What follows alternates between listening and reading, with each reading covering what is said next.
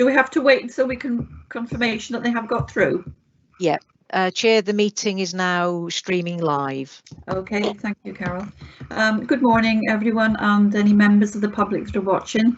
This is a subcommittee to discuss the licensing of the Wyeside Activity Centre.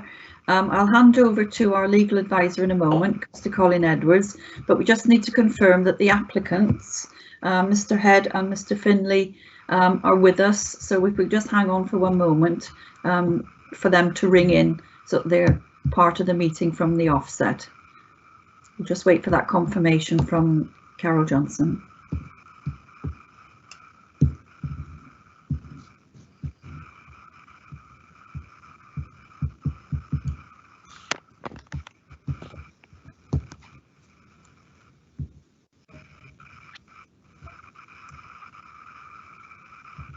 Right, I'm going to be admitting Luke Head.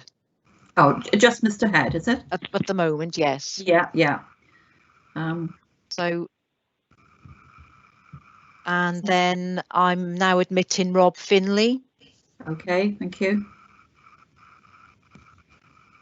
So, Luke Head, are you able to confirm that you're in the meeting? Yep, I'm here. Yep, that's great. And then Rob Finlay, can you confirm that you're in the meeting? Yes, I'm here. That's lovely. Thanks very much. Right, thank you. And what I will now do, I will ring the objector. If you just hold on a moment, please. That's Mr. Tim Scanlon, I believe.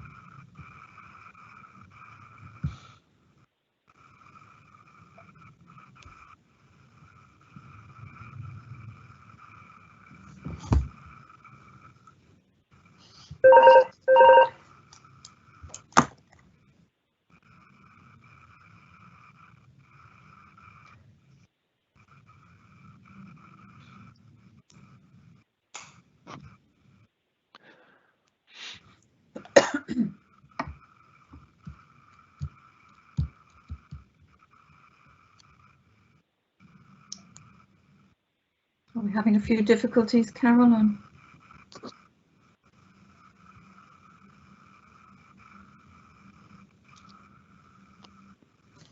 Yeah, I've at the moment not able to get him for some reason. Right.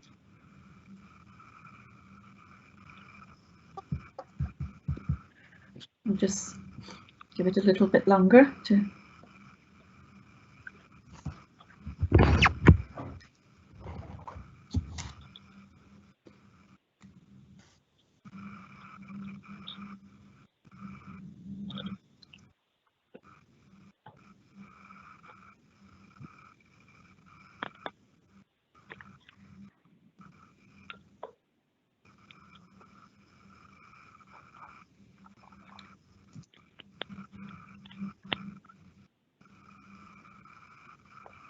The wonders of technology. I know, yes.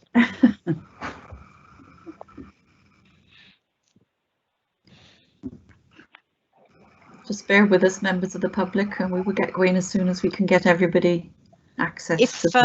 If he's watching the meeting, oh, hold on. I've got a message from a colleague. If you just hold on, I'll put my microphone on mute. Okay.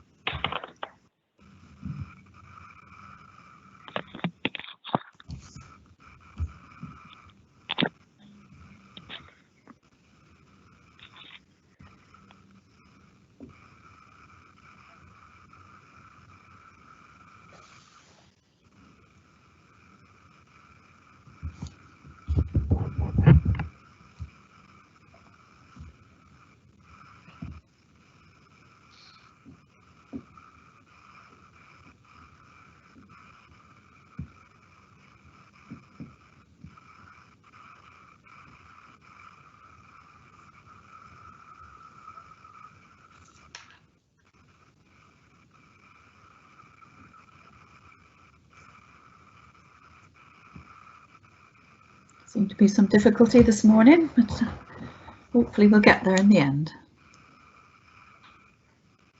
Colin, can I ask you if can we proceed without the objector? Yes, we can, but I think we should make all reasonable efforts to contact him. Give her a little bit longer, just so. Yes, no, I appreciate that. I just wondered if we couldn't in the long term. Right, Chair. I've sent the link for the objector for him to try and ring in. As I say, I was trying to ring him, but that hasn't worked for some reason this morning. So a colleague is on the line with him, so hopefully he'll be able to ring in now using the link. Right. Should we just give him another minute or so? If you could, please. Thank you. Yeah.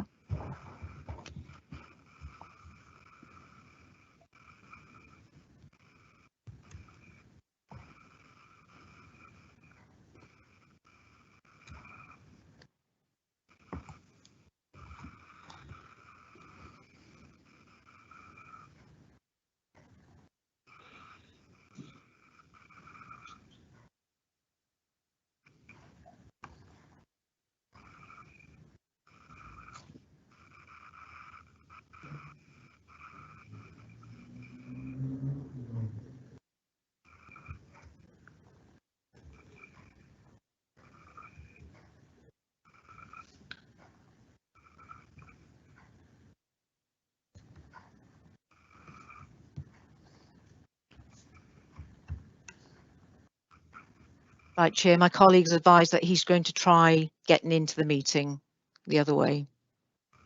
Right. Shall we wait for that? If you could, please. Thank you. Yes. Yeah. Yep. Yeah.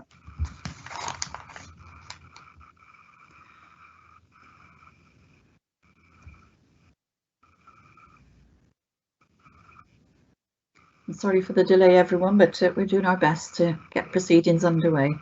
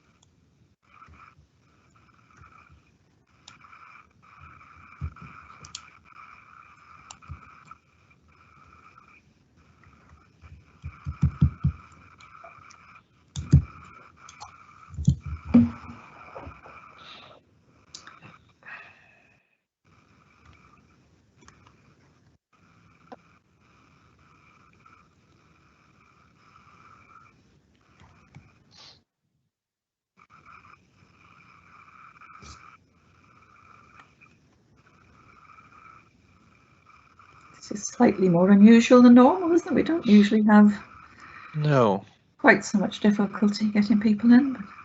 No, I don't know what the reason is, but yeah, it's a telephone connection, not an internet like sort of thing, isn't it? Yeah. I don't know whether that's more difficult or not than the normal.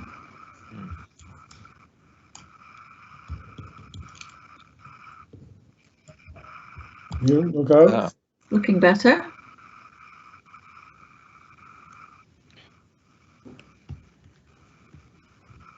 Do you press admit, Carol? Or Yes, I do. Yep. Yes, I'm trying that now. Hello, good morning. Is that Mr. Tim Scanlon? Oh, yeah. Hello, is that Tim Scanlon? Yeah, it's me. I'm just trying to work. I can't get into the Microsoft Teams app on that. The link doesn't work, so I'm just dialing in. So it's me, yes, in here. That's brilliant. Okay, that's fine. So we've got Mr. Luke Head and Mr. Rob Finley in the meeting as well. And the chairman is Councillor Linda Caulfield. So I'll pass over to you, Chair.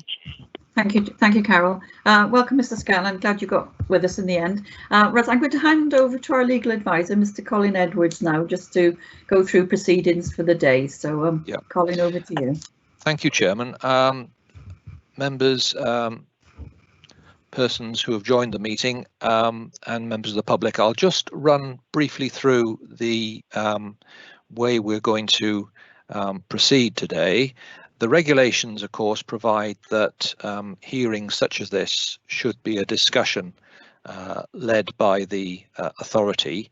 And although it will be informal, we do try to put a structure to it, and we have an order of procedure. So how we'll deal with it is that shortly the chairman will ask the licensing officer to present his report. Following that, he may be questioned by the panel only.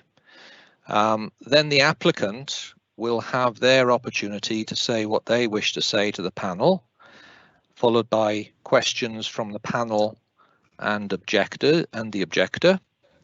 And then finally, Mr. Scanlon, the objector, will have an opportunity to say what he wishes to say, following which he may be questioned by the panel and the applicant. At the end of the meeting, the chairman will ask both the applicant and the objector to sum up, the applicant having the last word. The members and myself will then leave the meeting. We'll go into private session and the members will discuss what they've heard and arrive at their decision with the assistance of legal advice only from myself, because I don't actually take part in deciding the application. I just assist the members on legal issues. The members will then rejoin the meeting and announce what their decision is. And that will be the meeting. Thank you, Chairman. Thank you, Colin. Okay, we'll carry on. I'll hand over to Mr. Martin Phillips now, the licensing officer, who will present the report on this application. Thank you, Martin. Morning, everyone. Chair, can I just come in there? Do you want to just introduce the other committee members? Oh yes, beg your please. Beg your pardon. Shall I introduce you all, or do you want to introduce yourselves? Well, I'll start with myself. I'm chairing the proceedings, as our legal advisors just has said today, and I'm Councillor Linda Caulfield. We also have Councillor Francesca Jump and Councillor Howell Lewis, and we're the committee today. So, and we have Martin Phillips, who is the licensing officer, presenting the report, and Mr. Colin Edwards, obviously, who's legal advisor. Martin, I'll hand over to you now to present the licensing report. Thank you. Morning, everyone. The licensing committee of today have now got an application for a premises license before them for the River Wye Activity Centre, Glaisbury. The application was received on the 22nd of the 3rd, 21 for a premises license from the River Wye Activity Centre Limited for the River Wye Activity Centre at Glaisbury House. A location map of the premises is set out at Annex A as part of the report, and a copy of the application and a plan of the premises are reproduced at Annex B. The proposed premises is an activity centre providing activities, conferencing and events. The applicant and the licensing authority satisfied procedural obligations by consulting the responsible authorities and advertising the application. The applicant has applied for a premises licence authorising the sale of alcohol for both on and off sales between the hours of 12 and 21:30 Monday to Sunday.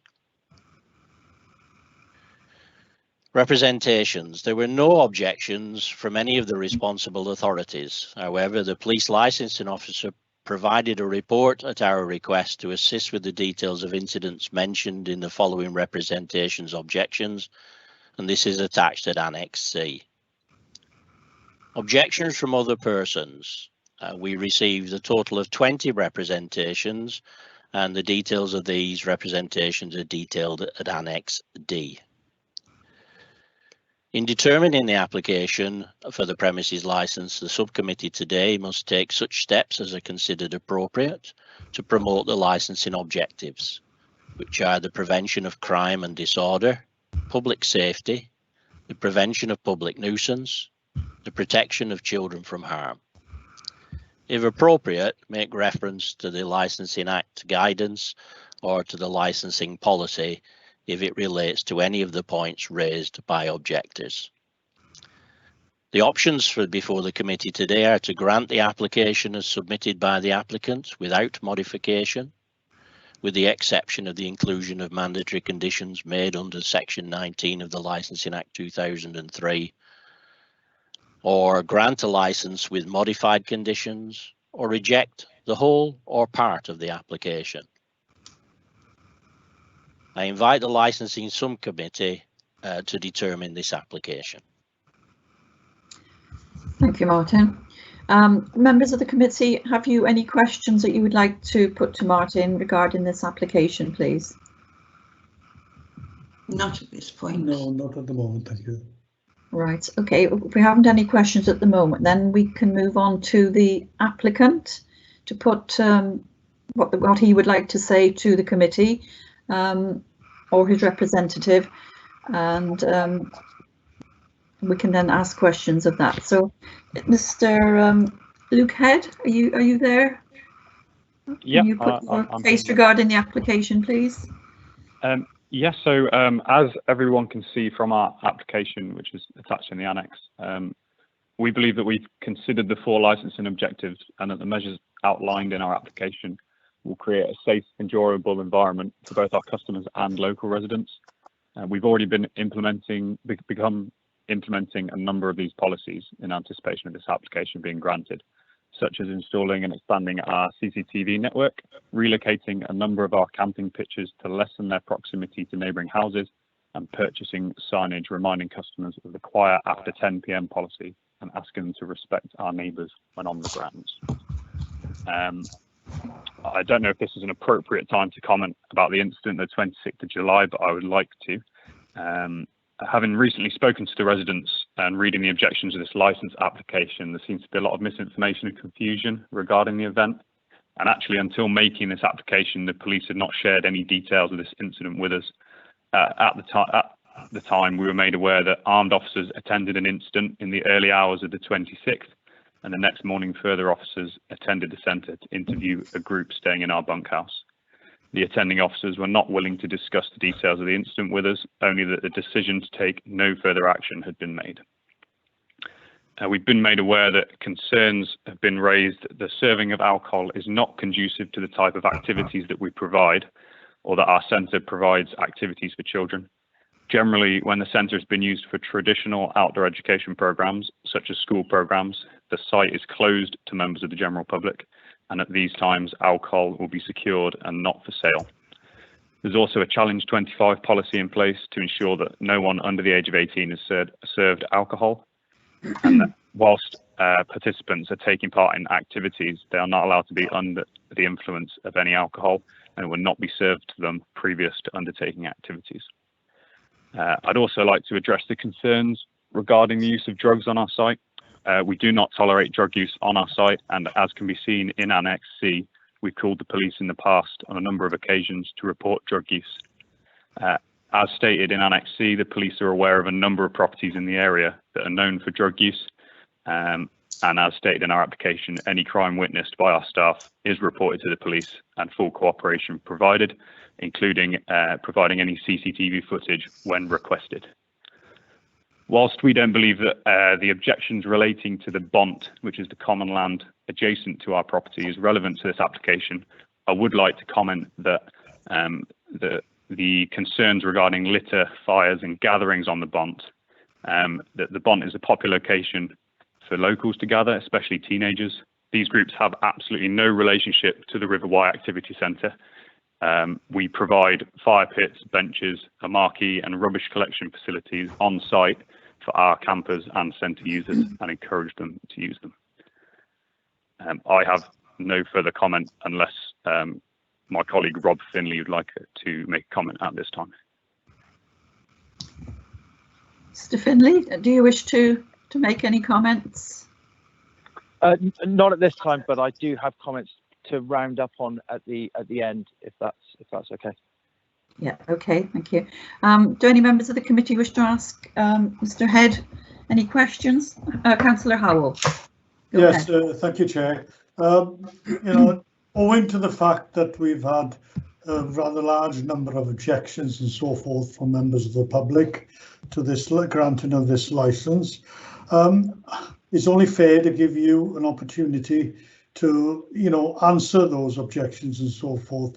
And how do you respond to these rather large number of objections, and references to antisocial behaviour, etc., members of the campsite urinating in public, openly urinating and so forth, it's only fair to give you the opportunity to comment on that.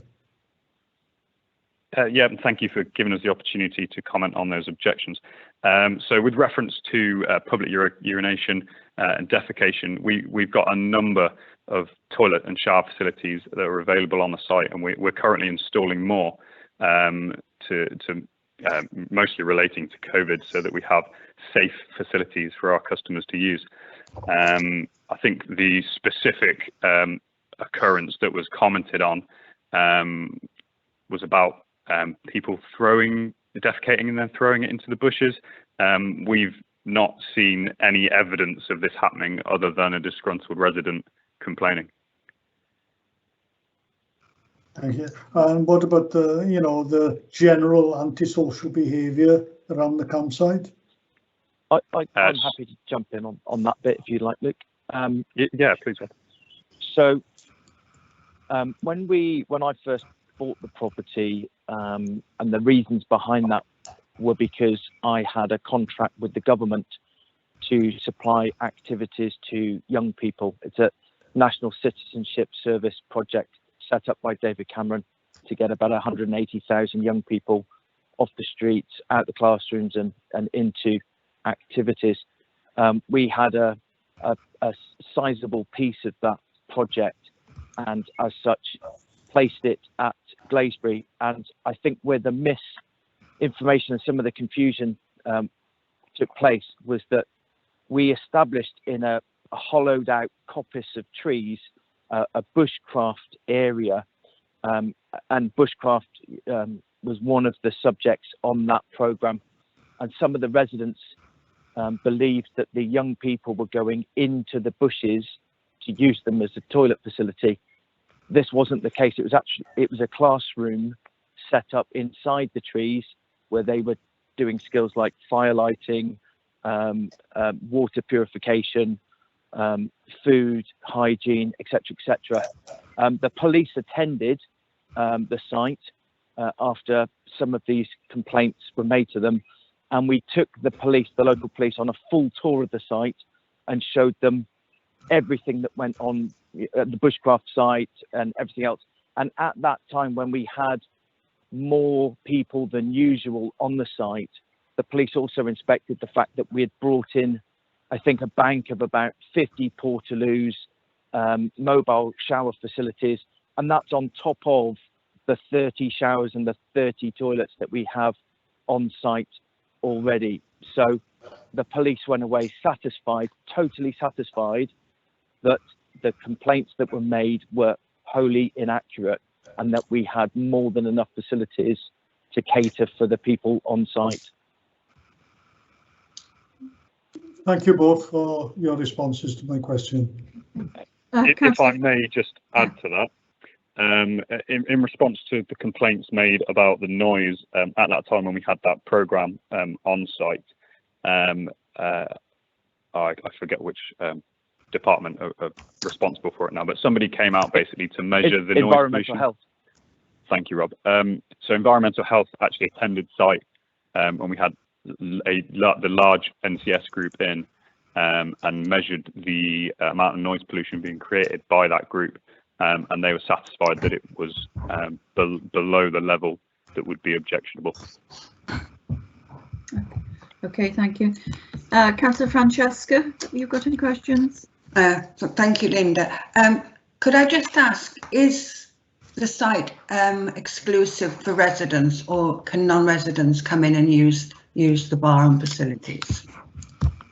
So the intent is that non-residents of our site, so and you know, people not taking part in our activities will be allowed to come and use the cafe and the bar. And we've actually opened the cafe up to local residents as of the start of this season, once COVID allowed us to.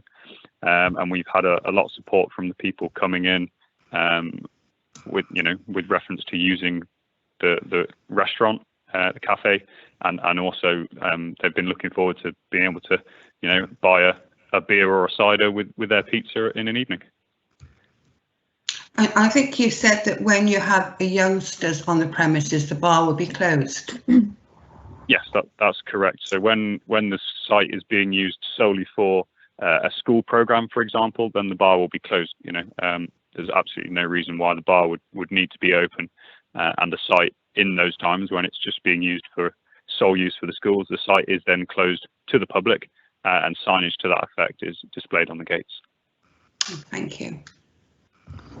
Thank you. I've just got one question, if that's okay. Do you sort of undergo staff training with your staff so that, you know, to handle sort of antisocial behaviour at the start when you can sort of see it's starting to rise, so that it can sort of nip things in the bud rather than wait to get an incident where perhaps the police do have to be recalled? What is your policy on that, on staff training? Want me to answer this, Luke? I'm sorry, Rob. Shall I go for this one? Yeah, please. We've got a bit of a mix on site, in that we've got a number of staff that have worked in licensed premises previously to working for us, and they're, you know, 15 plus years experience on licensed premises, and they're, you know, well versed and fully equipped to deal with all of the issues that might arise. Plus, all of our new staff at the site at the start of every season go through a full training package. We've just completed one now, actually, where we cover everything from food hygiene, first aid, fire pickets. Every single aspect of what we do on one of our sites is covered in the new starter training programs that we run each year. Okay, thank you for that explanation. Are there any further questions from the subcommittee?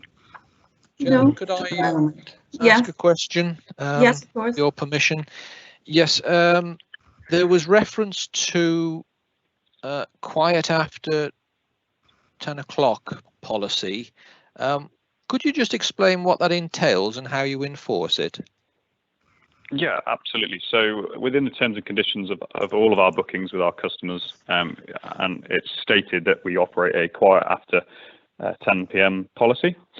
So what that basically entails is the duty member of staff. So when there are people on site overnight, for example, in the campsite or in the centre, there is always a member of staff who is on duty, and they patrol the site at intervals leading up to 10 o'clock, reminding groups that obviously after 10 o'clock they will need to be completely quiet, and they begin to sort of try and wind the groups down.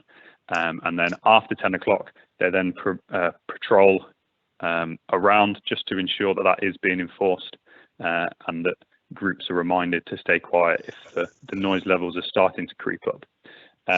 If there's a group that continues to create noise and to create a public nuisance, then, you know, in serious situations, they will be asked to vacate the site. Thank you. Okay, thank you. Any further questions from anyone to the applicants? No. Thank you, applicants, for putting your case. In that case, we'll move on to Mr. Scanlon. Does Mr. Scanlon want to ask any questions of the applicants, Chair? Yeah, I mean, it's a tricky one for me, really, because in essence, I mean, to give a bit of background information, my father helped set up Glaisby House in 1963. And I think some of the things that one of the applicants said, you know, about, you know, getting kids out from inner London, in a suffering London areas to the countryside was very much part of my father's mantra. He was head teacher of a comprehensive school in southeast London, and you know, he's actually buried in Glaisbury. But the mantra, excuse me, get rid of this call. Always the way. The mantra is actually one that, you know, he upheld and believed very strongly in Glaisbury House. The thing that was always a very big part for him when he took many pupils to Glaisbury House was the ratio between oh, sorry, I'm getting a lot of background, between pupils and staff. So my first thing is obviously 2019 was a strange year in every way, but also 2019, 2020 was a strange year in every way. But the amount of noise that was coming, you know, around that site already didn't set the tone particularly well with the local residents. Additionally, I'd also like to say to the councillors, on some of the documentation, Annex A, I mean, I don't know who produced that picture, but it doesn't really show how many houses are surrounding Glaisbury House. I did a cursory count of people that were probably within earshot, and it's around 54 properties. And I think a testament to the noise that is travelling is the number of objections that have been raised. Now, some of them are sensible, some of them probably not sensible, but I'm not 100% sure that the applicant has really thought about the impact of plotting a large number of people in a residential area with or without alcohol anyway, because the noise generally rises all the time. And I don't think there's been any signs of it being controlled. If I look on your website, the Bunkhouse holds 20, Glaisbury House holds 40. I don't know how many pitches you have there, but if it is a high number, like we saw once or twice in the summer last year in between lockdowns, I then start to think, you say that you've got people doing a patrol. We didn't see much sound of it. I mean, I'm one of the younger residents of the Green, yet some of the elderly ones were finding it very stressful. And obviously, you know, Glaisbury House backs onto the old age people's properties, which was given by the London Borough of Redbridge to the council back in the 60s as a gift to try and do that. So there is certain parts of this that you think they haven't, you know, I don't think the applicants really thought about the noise and stuff like that, how it can sound. I tried to look through the plans and I can't work out where the bar is going to be. If it's in the bunkhouse, it's going to be very noisy for the village. If it's inside Glaisbury House, well, there's less chance of noise to escape, but I don't know where that is. The quiet after 10 thing came up. It's like on duty, how many people are on duty to keep things quiet? Because again, if the bunkhouse has got 20, Glaisbury House has got 40, how many on the camping side of it? Also, you know, with the traveller's rest canoe, parking in the Green is very tight at the moment. I mean, half the houses, most of the houses around there are listed. I think they're a step away from yellow lines. What's provision for non-residents to use, and people coming from outside Glaisbury who don't walk there, where do they park? And I think personally, for me, something I wanted to flag, and again, it was something that my father did when he set it up, and when Norman Pugh, who was the first warden of it, the side access from the bunkhouse onto the bond, that used to be shut or locked shut after 7-8 o'clock, and that had the benefit, as my dad said, it used to make sure that anyone entering or exit the site would walk through or walk down the beautiful drive of Glaisbury House, which means you don't get people just wandering around and walking through. You have to make a determined effort to go into Glaisbury House. So there's two thoughts to that. Would it be sensible, or would the applicants consider actually making that gate side entrance onto the private road there a lockable one after 7 o'clock to discourage people just wandering down the roads, because when they leave, they're always noisy, or people generally are noisy after they've had a few beers, which is fine. Equally, would the applicants also consider perhaps erecting a lot more planting and fences to try and negate some of the sound of the campers? If you Can go I answer down a few of these as you go through them? I've just got one more point, and then it's all you. Okay. One more point, because if you're driving from Glaisbury to Hereford, you've got the bridge in there, and they've redone their camping site, and they put double-edged featherboard what do you call it, fences up there, a lot of planting to negate all the noise around the Winferton area. And that's something I was trying to suggest to one of my neighbours who wrote perhaps a more stronger letter complaining about that. I suddenly thought, well, if the applicants had done a little bit of sensitive planting or thought about that, it might have helped. And equally, I have to say, you know, I think I'm probably the longest permanent inhabitant of the village now. I've never met any of you guys. When Glaisbury House was run by Redbridge Council, I think every year there would always be people walking around, everything okay, any problems and stuff like that. There's a much higher level of engagement rather than just, oh, we want to open up a licensing, which has clearly upset a few people. And my very last point, I've never done this before. I've never complained. I've never sort of challenged anything. I was quite shocked to see the number of police reports that the police had got there. I know that the number of people moaning were higher. I would like to ask the board, the councillors, is this level of complaint in terms of police, and I know they haven't said it's a problem, is that normal or abnormal? I honestly don't know. It seems to me quite high, but I just don't know what the benchmark is for it, because at the end of the day, you're plumping a fairly active camping site in the middle of a residential area. So you're bound to come up against some friction, which you have done. Thank you, Mr. Scanlon. Go ahead, Mr. Head. Would you like me to answer as many as I can remember of that? Because you do cover lots of really important, interesting points, actually. So in terms of taking things on board, the residents' issues and complaints and the noise levels, let's cover that bit first. So initially, I had a 5-year contract worth well over £1 million, and it was clear in the first year that the residents were not happy with that level of activity at Glaisbury. I have since turned the contract down in response to the residents' complaints. So I have turned away from £1 million worth of money to appease the locals and reduce the impact in the area, noise, people on site and everything else. So that project that happened in 2019 isn't going to come back, not to this location anyway. In terms of the amount of people that sleep in Glaisbury House and the bunkhouse, when it was owned by Redbridge, catered to 30, not 20, and the main house could take in excess of 60. I've actually scaled that back and continuing to scale that back. I've since submitted plans, I think within the last week, that shows that we're renovating Glaisbury House back into what it would have been like an 8-bedroomed manor house. It's going to become an 8-bedroomed guest house. Yes, we will still do school groups, but they will be divided between the new wing that will sleep around 25 and the bunkhouse that'll sleep around 25. So we can cater to school groups of about 50 at a time.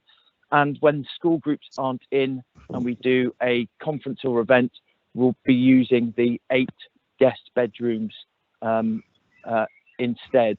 So the numbers on site are being reduced.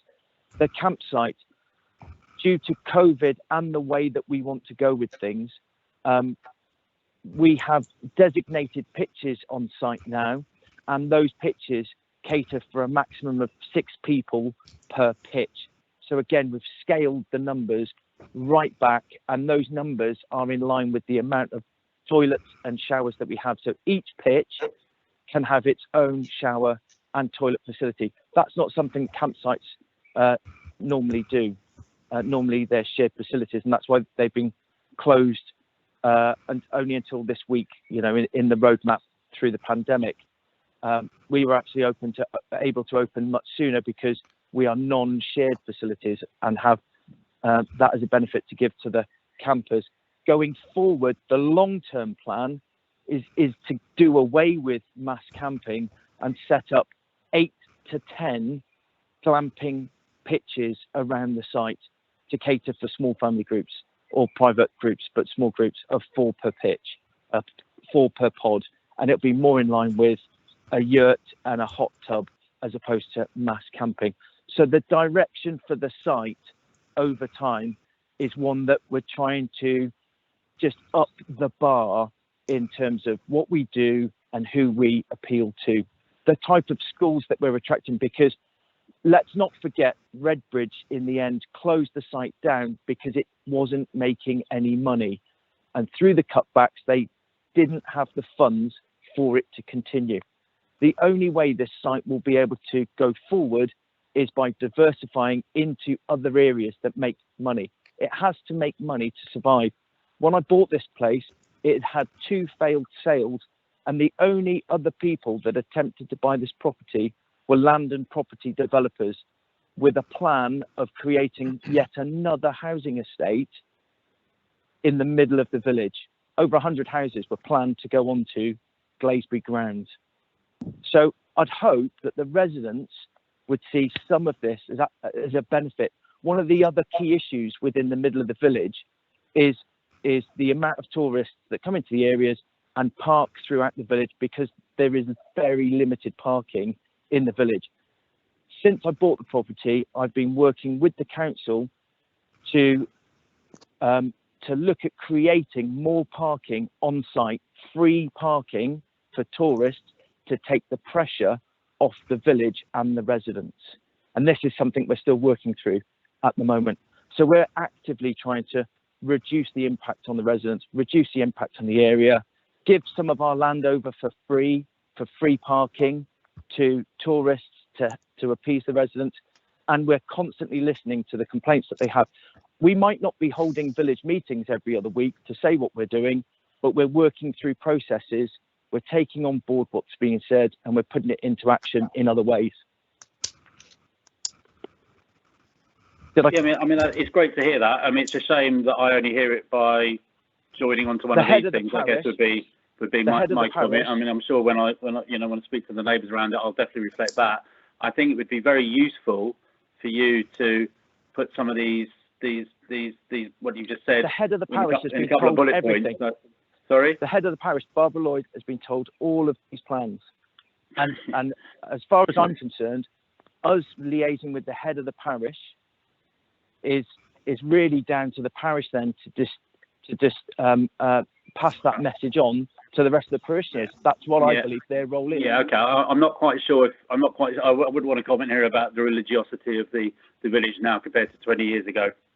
To be honest, I don't, and it's, and you're right about the house, about the people trying to buy Glaisby House and put houses on it. But equally, you'll know that it's a floodplain, so they knew that they pretty quickly, for obvious reasons, they wouldn't get permission to build on that floodplain unless they involved in extensive work upstream to try and do that. So yeah, there were a lot of people trying to buy it loads of times over the years as well. So I think the village is totally on site about that, but I don't think the threat of 100 houses is there. The thing which I think would make a difference is, you say, if you're trying to make a going concern of it, which I think is absolutely right, it's great to know that you're turning it into higher end camping. It's great to know that you're reducing the number of pitches. If there's 6 people per pitch, what's the maximum number of pitches?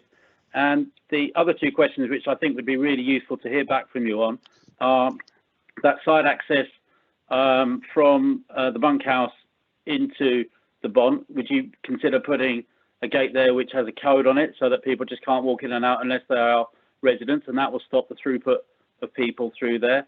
And equally, in terms of, as I've mentioned earlier, in terms of maybe putting some wooden fences up and some planting to try and soften the sound. I think it would make a big difference and a big effort. The side gate is a really good point, because it's not a consideration, because not many people use it. The only people that use the side gate at present are people that are walking off site to go onto the bont to access the river for an activity. We don't really get people resident-wise coming through that gate at the moment. I beg to differ. I honestly beg to differ. Not many. It's in the daytime. No, I'm sorry.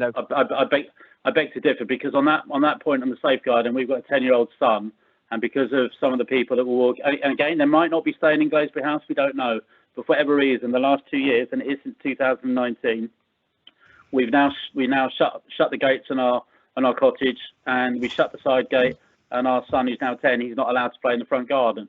And my wife's a teacher, so that's the sort of thing where you say there's nobody. There are a lot of people walking down, and it's a small village, so everyone does kind of know each other. When people aren't there, there's a lot of people looking out for each other, as well as the elderly side of it. So I don't accept that. I think that it's an easy fix to try and stop the throughput. As I mentioned, Redbridge Council used to do that years ago for exactly that reason, so they could monitor the children going in and out. And bearing in mind the children from all age, from 11 to 17. So, you had the ones that were hitting the pubs and ones that weren't. We have no Mr. problem locking the Scanlon? gate, but Yes. Are there any points you'd like to address to the committee, to the subcommittee? Yeah, the only thing I asked the committee at the end was I'm not sure. I've never done this before, so apologies if I'm speaking over or speaking too much. It's a curse. Because like I said, I think I don't know what the number, how these things generally go. Like I said, I was surprised to see how many police complaints there were. The incidences that the applicant mentioned, I have no idea. We heard the police, we hear the noise, but unfortunately it all gets lumped down into that amount of noise. I would hope with the applicant's efforts, and if he can give some consideration or some numbers on number of people who will be patrolling the site after 10 o'clock, that would help to alleviate some of the concerns the neighbours, the residents have. And I hate to say it, unfortunately, the parish council hasn't been particularly good at telling people what's going on. And that might be a different decision, but I would also suggest to the applicant that in this modern day and age, it'd be quite nice to put stuff up on their website. Yeah, thank you for making those points. Colin, can I just put one question on behalf of Mr. Scanlon to Martin? Do we know about the police complaints? Is this unusually high or not? Just to... I mean, the reason the police provided that information was because of the vast difference in description of events that might have happened in the objections. We generally would only get a list of problem issues if the police had concerns, and because they haven't had any concerns, they've just provided the information of calls received. I mean, obviously calls received doesn't necessarily mean incidents have actually happened. No. May I just comment on that as well, please?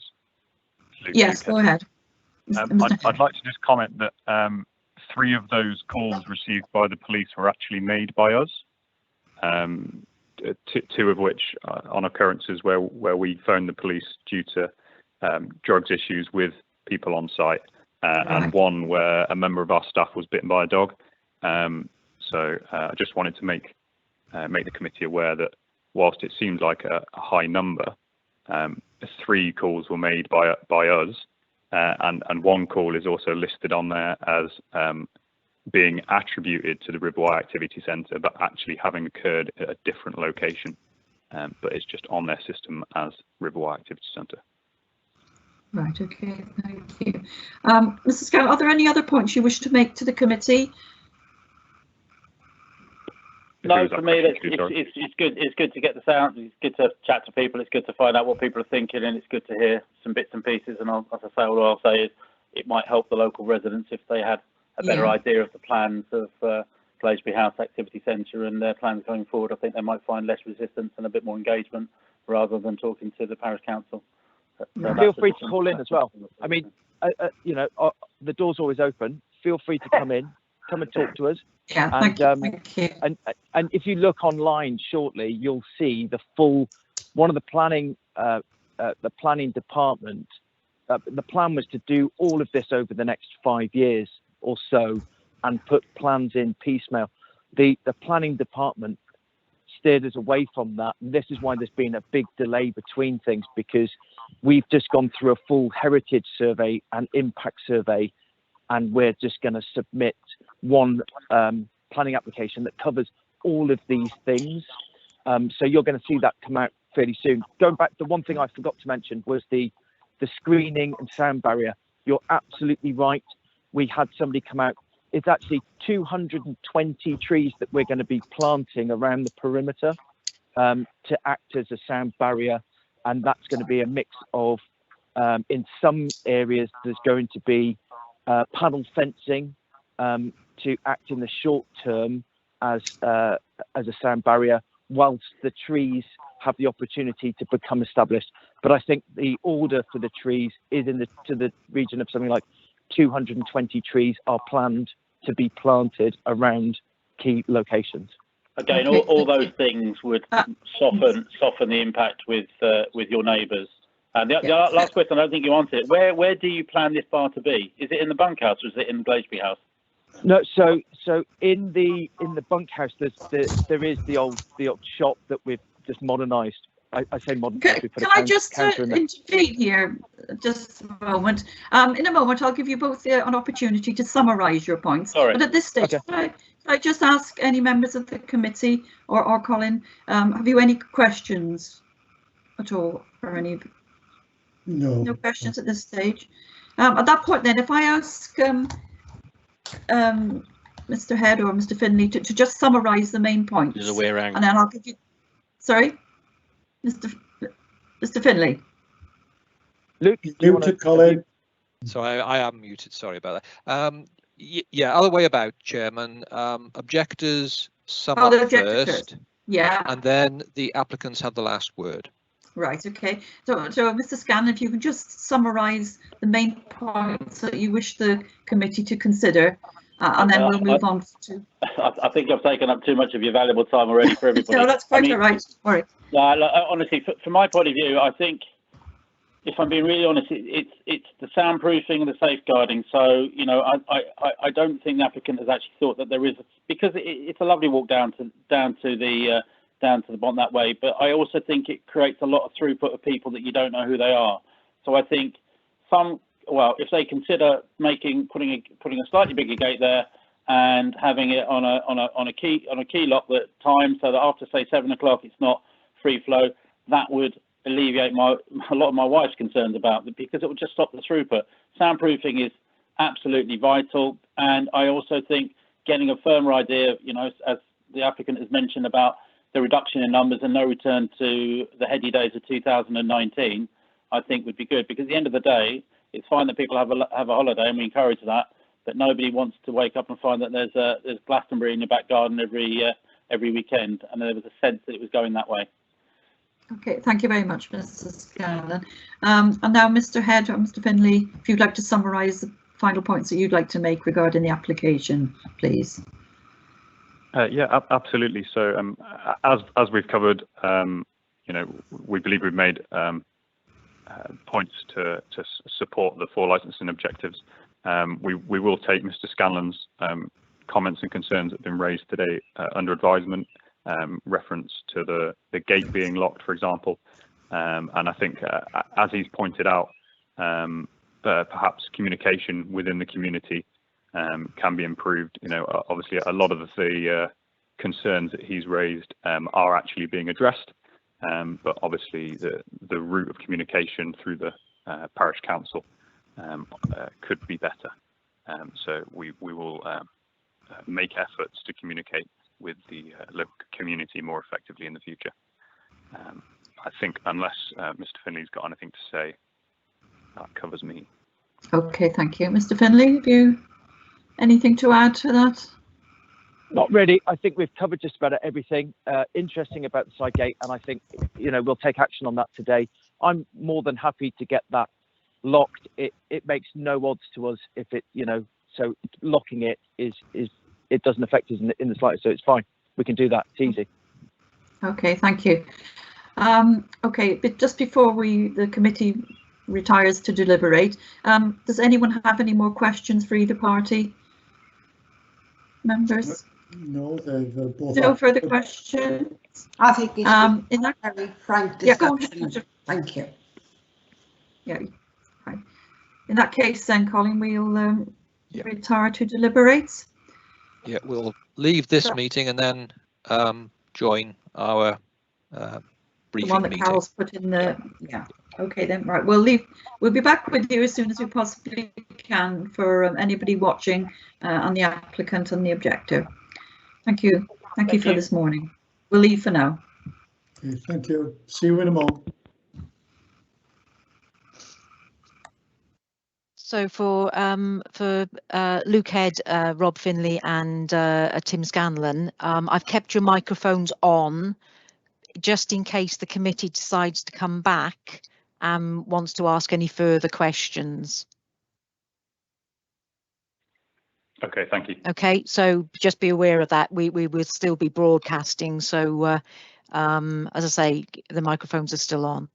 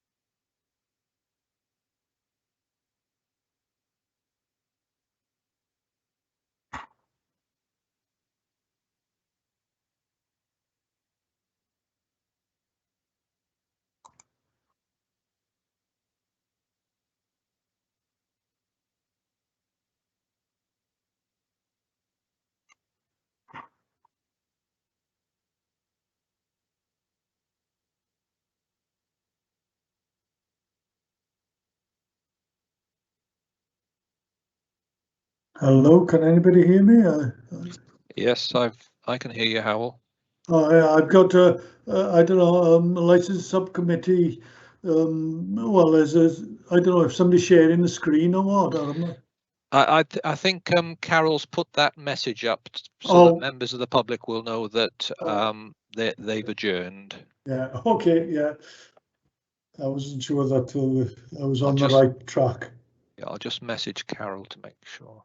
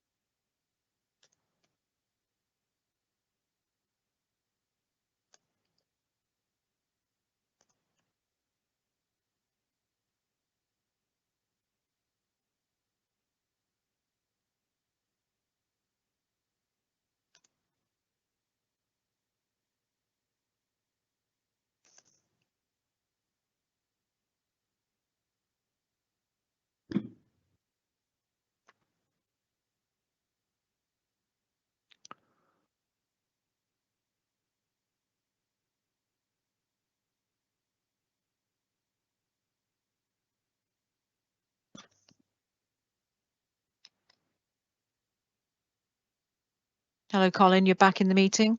Yes, hi Carol. Hi. Yeah, the councillors are rejoining. I can see Councillor Howell and Francesca. Yep. Is Linda back with us? Not yet, no. I'll try and see if I can invite her back into the meeting. Just hold on a moment. Yep.